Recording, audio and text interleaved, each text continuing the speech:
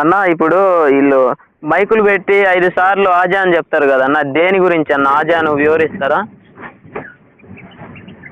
మైకులు పెట్టి పందులు మైకులు పెట్టి పొద్దుకు 5 సార్లు అరుస్తుంటారు చూడు, ఎందుకని అది? అంటే దాని గురించి ఏమన్నా అర్థం చెప్తారా అన్న? ఎందుకు అరుస్తుండ్రు? వాళ్ళకి ఏమన్నా ఆకలి అవుతుందా, లేకపోతే దేశాన్ని ఆక్రమించమని? అసలు ఏంది ఆ విషయాలు? మా దేవుడే గొప్పనే. మా దేవుడు ఎప్పుడు ఎవరికి వాళ్ళే ఉన్నారు కదన్నా. ఇప్పుడు హిందువులు ఏమంటారు, మా దేవుడు గొప్ప అని హిందువులు అంటున్నారు. ముస్లింలు అంటున్నారు మా అల్లే గొప్ప అని ముస్లింలు అంటున్నారు. క్రిస్టియన్స్ ఏమంటున్నారు మా యేసే గొప్ప అని వాళ్ళు అంటున్నారు. హిందువులు ఎక్కడ అనలేదు కదన్న మా దేవుడే గొప్ప అని. ఎక్కడన్నారు నాకు కొంచెం చెప్తారా అన్న? హిందువులు ఇప్పుడు ఎవరి మతాన్ని వాళ్ళు ప్రోత్సహిస్తున్నారు కదన్నా. అదే ఈ మైకులో ఇప్పుడు హిందువులు అంటే ఇప్పుడు ఏంటంటే హిందూ దేవుళ్ళనే పూజిస్తారు. అట్టాగానే జీసస్ దగ్గరికి వెళ్ళరు, అల్లా దగ్గరికి వెళ్ళరు కన్నా. మనోళ్ళే కదన్న, వాళ్ళు కూడా ఇటు రారు కదా. మనోళ్ళు పోతారు, సెక్యులర్లు ఉండరు కదా, మనోళ్ళు పోతారు కదా. అన్ని మతాలు ఒకటే అంటారు. అన్ని మతాలు ఒకటే అట్ట అవుతాయి అన్న. ఇప్పుడు మనోళ్ళు అంటారు కదన్న, కొందరు అంటారు కదన్నా. అది కాదన్నా, ఇప్పుడు ఒక తల్లికి పుట్టిన 2 కొడుకులు ఉన్నా 3 కొడుకులు ఉన్నా ముగ్గురు 3 రకాలుగా ఉంటాయి వాళ్ళ భావాలు. అది వేరు ఇది వేరు అన్న, అది వేరు ఇది వేరు అన్న. ఇది మత శాంత స్వభావము, అది మత శాంత స్వభావం కాదు. అది ఏంటంటే అది బుద్ధికి సంబంధించింది, ఇది దీనికి సంబంధించింది. సెక్యులర్ అని అన్ని మతాలు ఒకటే అని చర్చికి పోతాడు, మసీదుకి పోతాడు, తర్వాత మన గుళ్ళకి వస్తాడు మనోడే. దాని గురించి మీ అభిప్రాయం అన్న? మైకులో చెప్తారు కదా 5 సార్లు రోజు ఆజాను. వాళ్ళు చేసుకుంటారన్న, వాళ్ళ మత ప్రకారం వాళ్ళు చేసుకుంటారు, మన మతం ప్రకారం మనం చేసుకుంటాం. మనకి ఇవన్నీ పెట్టుకుంటే చాలా లోతుల్లోకి వెళ్ళాల్సి వద్దు అన్న. ఎందుకు చూస్తున్నట్టు వదిలేస్తాం? మనకెందుకు? మనకు అవసరం లేదు కదా, మన పని చేసుకుంటున్నాం. చూస్తున్నట్టు ఇప్పుడు ఏం చేస్తాం అన్న? వెళ్ళి ఇప్పుడు గొడవే కదా. ఇప్పుడు నువ్వెందుకు చేస్తున్నారా అంటే ఏమంటారు? దాని గురించి అర్థం చెప్పన్నా అంటుండ. నేనేం గొడవ చేయటం లేదు, దాని గురించి ఆ అర్థం ఏంటి, వాళ్ళు ఎందుకు అంటుండ్రు అని అడిగిన. నేనేం గొడవ ఏం చేయటం లేదు కదన్నా. ఇప్పుడు మనం వెళ్ళి అడుగుతామన్నా, వాళ్ళు ఏమంటారు? సపోజ్ ఇప్పుడు నీకు తెలియదన్నా, నీకు తెలియదన్నా, తెలియకుంటే తెలియదన్నా, తెలిస్తే తెలిసిందనన్నా. ఇప్పుడు వాళ్ళ మత ప్రచారాల ప్రకారం వాళ్ళ ఆచారాల ప్రకారం వాళ్ళు చేసుకుంటున్నారన్న. తెలిసేది ఏముంది ఇంకా, తెలవదు ఏముంది దీంట్లో. ఇప్పుడు మన ఆచారాల ప్రకారం మనం గుడికి వెళ్తాం, వాళ్ళ ఆచారాల ప్రకారం వాళ్ళు ఆజాం ఇచ్చుకుంటారు, 2 సార్లు ఇచ్చుకుంటారు, 3 సార్లు ఇచ్చుకుంటారు. వాళ్ళు 3 పూట్ల పూజలు చేసుకుంటారు, వాళ్ళు చర్చికి వెళ్తారు, వాళ్ళు ప్రార్థనలు చేసుకుంటారు. ఇప్పుడు దీంట్లో ఇంకా ఆడవలసిన పని ఏముంది? కాకపోతే ఏంటంటే ఇప్పుడు వాళ్ళు మన జోలి రాకూడదు, మనం వాళ్ళ జోలికి వెళ్ళకూడదు. ఒక కోణం మర్చిపోయినరు అన్న, ఒక కోణం మర్చిపోయినరు మీరు. మనము అందరికీ మా దేవుడే గొప్ప అని అన్నాం మనం. నీకు అర్థమైందన్న? వాళ్ళు మైకులు ఏమంటారు, మీకు అందరికీ మా అల్లానే గొప్ప, ఏ దేవుడు లేడు, అల్లా తర్వాతనే అందరూ, అల్లానే గొప్ప అంటారు. దానికి మీ దగ్గర అన్న ఒక్క విషయం, చిన్న విషయం అన్న. ఇప్పుడు అల్లా అన్నారు, వాళ్ళు ఏంటంటే 786 అంటున్నారు. 786 దేనికి పెట్టుకున్నారు అన్న వాళ్ళు? 786 అని పెట్టుకుంటారు కదా వాళ్ళు. అది ఏంది? అల్లా పుట్టినప్పుడు, అల్లా పుట్టిన డేట్ అంటారు కదా, అది 786. అంతకుముందు ఎవరు ఉన్నారన్న? నీకే తెలుసు అన్న, నువ్వే చెప్పాలి. మరి వీళ్ళు అంటున్నారు క్రీస్తు శకం క్రీస్తు పూర్వం అంటున్నారు కదా వీళ్ళు. క్రీస్తు శకము క్రీస్తు పూర్వం అంటున్నారు. క్రీస్తు పూర్వం ఎవరు ఉన్నారన్న? క్రీస్తు పూర్వం ఎవరున్నా? క్రీస్తు శకం అంటే క్రీస్తు పుట్టిన కాడ నుంచి లెక్క వస్తుంది కదా. మరి క్రీస్తు పూర్వం అని వాళ్ళే పెట్టుకున్నారు. క్రీస్తు పూర్వం ఎవరున్నారు? ఈ 786 అంటే 786 సంవత్సరాలు మా అల్లా పుట్టాడు, మా అల్లా గొప్ప అని వీళ్ళు అంటున్నారు. వాళ్ళు ఏమన్నారు? మేమే మా దాన్ని బట్టే నడుస్తుంది క్యాలెండర్, ప్రపంచం మొత్తం మేమే, అసలు మేమే, అదంతా ప్రపంచంలో మొత్తం మాయే, 150 దేశాలు మాయే ఉన్నాయి, మేమే తోపులం అని వీళ్ళు మాట్లాడుతున్నారు. క్రీస్తు శకం అంటున్నారు, క్రీస్తు పూర్వం అంటున్నారు. క్రీస్తు పూర్వం ఎవరున్నారు? ఇప్పుడు నేను అడిగింది ఏదన్నా, నేను అడిగిన క్వశ్చన్ ఉంది కదన్నా. ఇప్పుడు మా దేవుడే అందరికి గొప్ప, మా దేవుడే గొప్ప, ఎవరు బాగున్నారు అన్న? ఎట్టా అవుతారు? ఇప్పుడు వాళ్ళు అట్లా నమ్ముకుంటున్నారు. ఇప్పుడు మీ నాన్న మా నాన్న ఉండడన్నా, నేను నీ దగ్గరికి వచ్చేసి మా నాన్ననే గొప్ప, మీ నాన్న కంటే అందరికి మా నాన్ననే గొప్ప అన్నాను అనుకో, నీకు కోపం వచ్చుదా రాదా? వస్తుంది. ఎవరు నాన్న వాళ్ళ గొప్ప కదా. ఎవరిది? అదేనేనన్నా, ఎవరి దేవుడు వాళ్ళు గొప్ప అని చెప్పుకుంటున్నారు కదా. ఇప్పుడు నేను ఇప్పుడు అదే అడిగా నిన్ను. ఇప్పుడు 786 అంటున్నారు కదా, 786 రావాలంటే ఎక్కడి నుంచి మొదలవ్వాలి? అది 786 అనేది సంఖ్యలన్నా. 7 ఒక సంఖ్య, 8 ఒక సంఖ్య, 6 ఒక సంఖ్య. అంటే ఖురాన్లో 7, 8, 6 అనే సంఖ్యలయ్యి. ఎల్లా పుట్టిండు మాకు ఆ సంవత్సరంలో అని చెబుతున్నారు కదా. వాళ్ళు అల్లా పుట్టిండ్రు కాదన్నా. ఒకసారి చదివి చూడు, నేను ఖురాన్ చదివిన, చూసిన మొత్తము. 7 ఒక పదం ఉంటుంది, 7 ఒక వాక్యం ఉంటుంది, 8 ఒక వాక్యం ఉంటుంది, 6 ఒక వాక్యం ఉంటుంది. ఇప్పుడు మక్కా మదీనా అనేది ఇప్పుడు ఈ యాత్రలకు వెళ్తారు కదా ఇల్లు, ఇప్పుడు అక్కడ ఉండేది కూడా శివలింగమేనంట కన్నా. శివలింగమో కాదో అన్న మనకు తెలియదు. అక్కడ ఉండేది కూడా శివలింగమేనంట.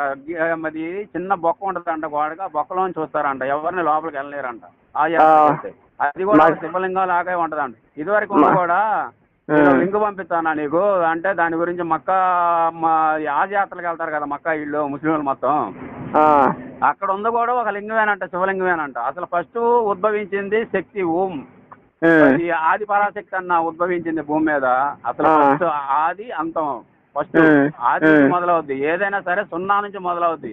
శివలింగం ఉండేదే సున్నాలో ఉంటది, ఉండదు.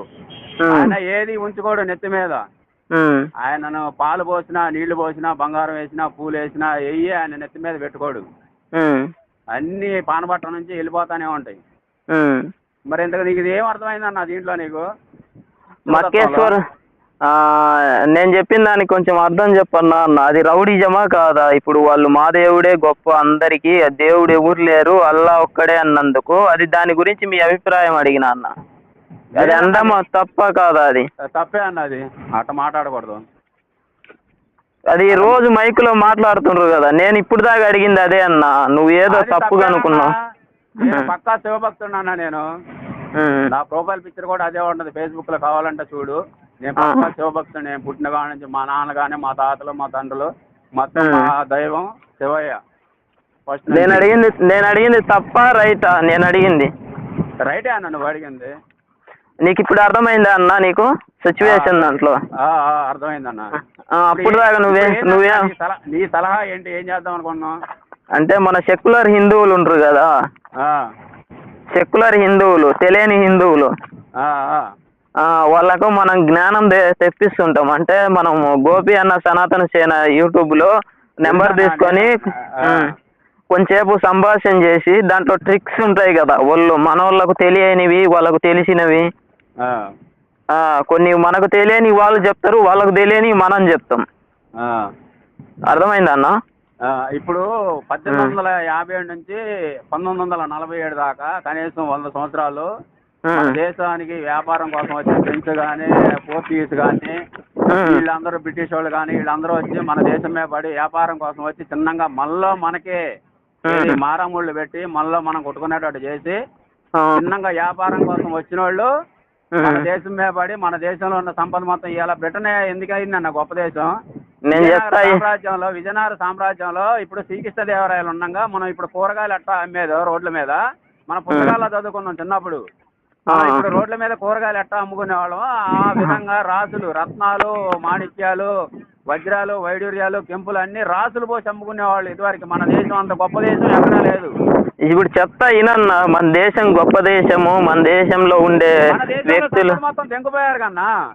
దెంకపోయినరు అన్న. అప్పుడు బ్రిటిష్ వాళ్ళు, అప్పుడు బ్రిటిష్ వజ్రం మన దేశంలో ఎంత సంపాదించారు, మన దేశాన్ని ఎట్ట చేశారు వాళ్ళు, దెంకపోయారు. పోతా దరిద్రాన్ని నెత్తి మీద రుద్దిపోయారు.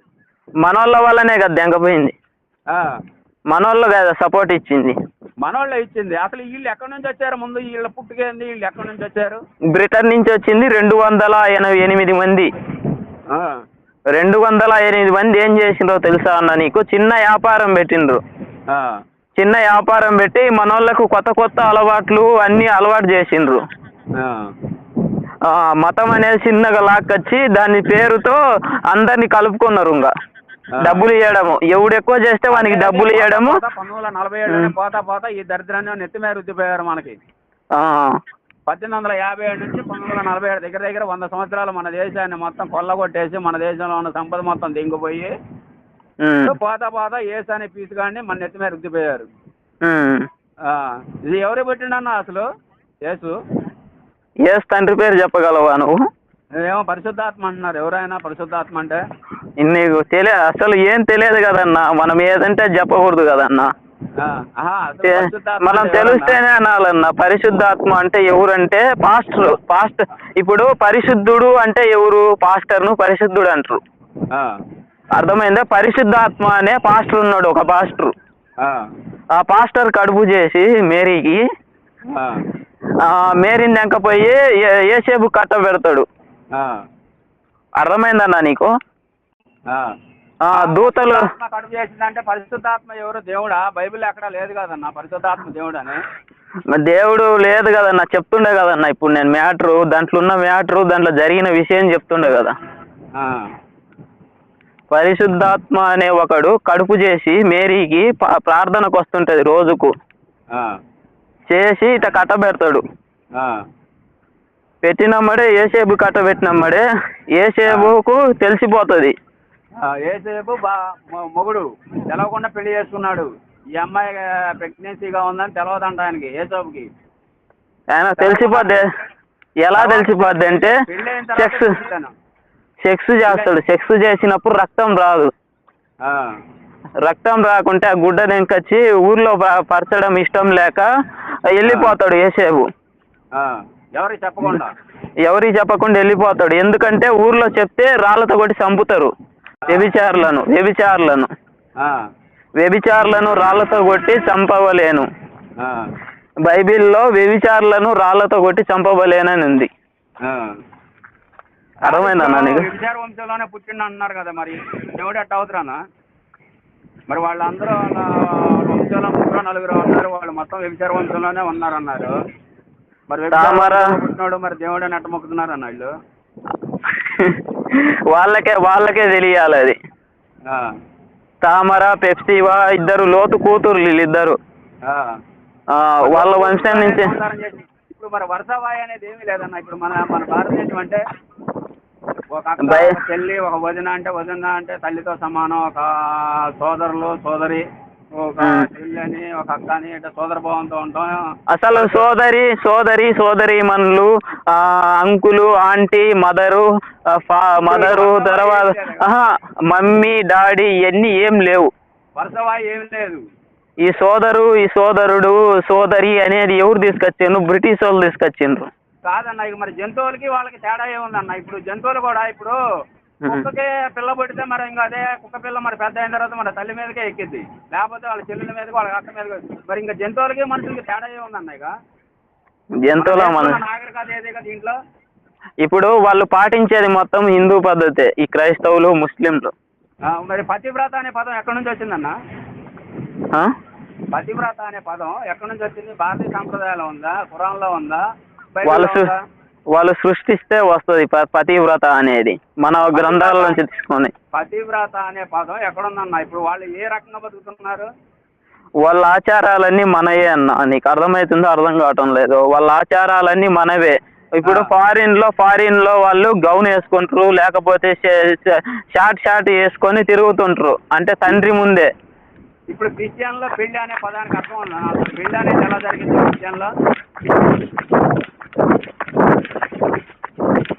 క్రిస్టియన్ లోనా? పెళ్లి అనేది ఎట్లా జరిగింది అన్న? మన సాంప్రదాయమే. మరి వాళ్ళ సాంప్రదాయంలో పెళ్లి అంటే మరి గుడారాల దూరమే కదన్నా? అదే రింగులు మార్చుకుంటే గుడారాల దూరమే కదా, పెళ్లి అయిపోయింది. ఇక గుడారాల పండగ, అదే గుడారాల పండగ పెళ్లి అయిపోయింది. మరి ఇప్పుడు అన్ని మన సాంప్రదాయాలే కదా. మరి పతివ్రత అనేది ఇప్పుడు మరి ఒక ఇంట్లో ఉందంటే భార్య, ఇప్పుడు ఇద్దరు పెళ్లి చేసుకుని భార్య భర్త ఇద్దరు కలిసి సక్రమంగా సంతానం కలిగితేనే సక్రమం అవుతారు. మరి అట్లా సక్రమంగా సంతానం కనకుండా మరి ఎవరితో వాడితో ఇడతారు. మన భాషలో ఏమంటారు? వాడితో తిరిగి పిల్లల కంటే ఏమంటారు? దాన్ని ఏమంటారు? దానికి పుట్టినోడిని ఏమంటారు? అక్రమ సంతానం. అదే ఏమంటారు మన సమాజంలో? ఏమంటారు? ఇప్పుడు పెళ్లి చేసుకోకుండా పిల్లల కంటే ఏమంటారు మన సమాజంలో? లంజా. మరి లంజకు పుట్టినోడు ఏమంటారు అన్న? లంజా కొడుకు. మరి ఇంకా తప్పే ఉందన్న దాంట్లో? మాటలో తప్పే లేదు కదా. వాస్తవంగా మాట్లాడాలి, ఏదైనా సరే వాస్తవాన్ని చూసి మాట్లాడుకోవాలి. అది అంతే అన్న నువ్వు ఏం చేస్తున్నారు గోపి గారు? గోపి అనుకున్నా ఫోన్ చేద్దాం అనుకున్నా, కొంచెం బిజీలో ఉంటే ఫోన్ చేస్తున్నారు. గోపి గారు కాదన్నా, మన కళ్ళి వాన పడుతుందా? మనకెళ్ళి వానే లేదన్నా. అటు పడుతున్నా. ఎక్కడన్నా ఏరియా? హైదరాబాద్ కాదు, మన ఏరియానే. ఎక్కడన్నా? నాది విజయవాడ. మనది వచ్చేసి సంగతిలో నువ్వే చెప్పాలన్నా. ఏముందన్నా, ఇక అంతా మనం ఇక ఏదో కడుపు చింపుకుంటే కాళ్ళమే పడ్డట్టు ఏముండదు. అంతా మనమే ఇక కన్ను మందే కాలు మందే అని ఏం చేస్తాం? ఇక అట్లా పోతుంది సమాజం. ఇక వదిలేస్తాం. మనం చేసేది ఏముంది? మన చేతనైంది మనం చేసేది ఏమీ లేదు. అంతే అన్నా. ఏం చేస్తాం అన్నా? మన చేతన ఏమైతే మనం ఏం చేయగలుగుతాం? ఇప్పుడు మనం ఏం చేయలేం. మనం 10 మంది ఉంటే వాళ్ళు 100 మంది ఉన్నారు. వాళ్ళు ఇప్పుడు కొట్టుకోవడానికి అయితే ఇక ఇక ఇక కర్రలు తీసుకొని కొట్టుకుంటే ఇక వాళ్ళకి మనకి ఇంకా తేడా ఏముందన్న? ఇక ఏం లేదు. వాడి అమ్మందం కానీ నేను నీ అమ్మందం అంటే ఇంకా మరి వాడికి మనకి ఇంకా తేడా ఏముంది? ఇంకా ఏం తేడా ఉండదు. నేను తిడుతున్నా, ఇంకా నీకు నాకు తేడా ఏముంది? నేను అన్నది కరెక్టా కాదా? కరెక్టే అన్న, నువ్వు చెప్పింది కరెక్టే. ఇంకా ఇప్పుడు వాడి ఎదవని మనం ఎదవకూడదు కదన్నా. చేసేది ఏముంది? చూస్తా ఉండమే, అంతా దేవుడే చూసుకుంటాడు. శివ మీద వదిలేస్తాయి. ఒక విషయము, దేవుడు అనేవాడు ఎక్కడనో లేడు, మనిషిలోనే ఉండడు. నువ్వు ఎక్కడనో ఉండడని నువ్వు భ్రమ చెంది దేవుడే చూసుకుంటా అనుకుంటుండవు. దేవుడు ఎప్పుడు చూసుకోరు. దేవుడు చూసుకుంటే ఆఫ్ఘనిస్తాన్ ఎలా వెళ్ళిపోయింది, పాకిస్తాన్ ఎలా వెళ్ళిపోయింది, ఇరాక్ ఎలా వెళ్ళిపోయింది? అక్కడ కూడా దేవాలయాలు ఉన్నాయి కదా, అక్కడ కూడా పూజిస్తున్నారు కదా. ఎలా వెళ్ళిపోయింది? అక్కడ కూడా హిందువులే ఉన్నారు కదా, అక్కడ దేవుడు ఎందుకు చూసుకోలే? అసలు పాకిస్తాన్లో కానీ బంగ్లాదేశ్లో కానీ హిందువులు ఇదివరకు ఉన్న హిందువుల పర్సెంట్ అంతా ఇప్పుడున్న హిందువుల పర్సెంట్ అంతనా? ఏమైపోయారు హిందువులందరూ? నువ్వు అంటుండవు కదా దేవుడు చూసుకుంటాడు, అంతా శివయ్య చూసుకుంటాడని. మరి ఏం చేద్దాం అన్న? మనం చేసేది ఏముంది? మనం కొట్లాడతాం. ఏం కొట్లాడతాం? ఎంతమంది పోతాం? ఏం కొట్లాడతాం? ఇప్పుడు మళ్ళా మనకే చుట్టూ కుదరట్లేదు. సో మనం 100 మంది 100 రకాలు మాట్లాడుతున్నారు. మళ్ళీ మనకే చుట్టూ కుదరట్లేదు. మనవాళ్ళు మన కొత్త కింద నీళ్లు తెస్తున్నారు. మన హిందువులు అని చెప్పేవాళ్ళు మన కొత్త కిందకే నీళ్లు తీసుకొస్తున్నారు. ఇంకా మనం చేసేది ఏముంది? చూస్తా ఉంటామే కానీ ఏం జరిగింది? అది ఒక టైం అంటూ వస్తుంది. పాపం పండాలి, ఏదైనా సరే పాపం పండాలి. మిగలబొంగిన పాలు ఏమైతే అన్న? పాపాలు మిగలబొంగిన పాలు ఏమైతే పొయ్యి పాలు అవుతుంది. టైం రావాలి. టైం వచ్చినప్పుడు టైం వచ్చేదాకా ఆగాలి. పాపం అనే పదానికి అర్థం చెప్పన్నా. పాపం అనే పదానికి అర్థం సహనమా? పాపం అనే పదానికి అర్థం సహనమా? పాపం అనే పదానికి అర్థం శాసనం అంటే పాపం అన్నా. అర్థం అవుతుందా? వాయిస్ క్లియరెన్స్ రావట్లా.